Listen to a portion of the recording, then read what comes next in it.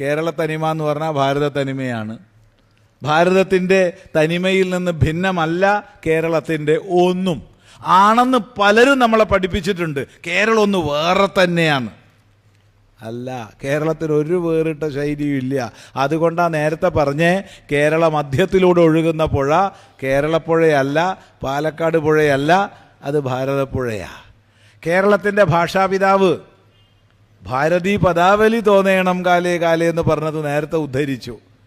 സംസ്കൃതത്തിൽ ശുദ്ധമായി സംസാരിക്കുന്ന എത്രയോ സ്ഥപതികൾ, ആശാരിമാർ ഈ പ്രദേശത്തുണ്ടായിരുന്നു. സംസ്കൃതത്തിൽ ശുദ്ധമായി പ്രൗഢ സംസ്കൃതത്തിൽ സംസാരിക്കുന്ന എത്രയോ വൈദ്യന്മാർ ഈ പ്രദേശങ്ങളിൽ ഉണ്ടായിരുന്നു. കേരളത്തിൻ്റെ തനിമ ഭാരതത്തിൻ്റെ തനിമയാണ്. ശ്രദ്ധിക്കുക, ഒരു സംശയവുമില്ല.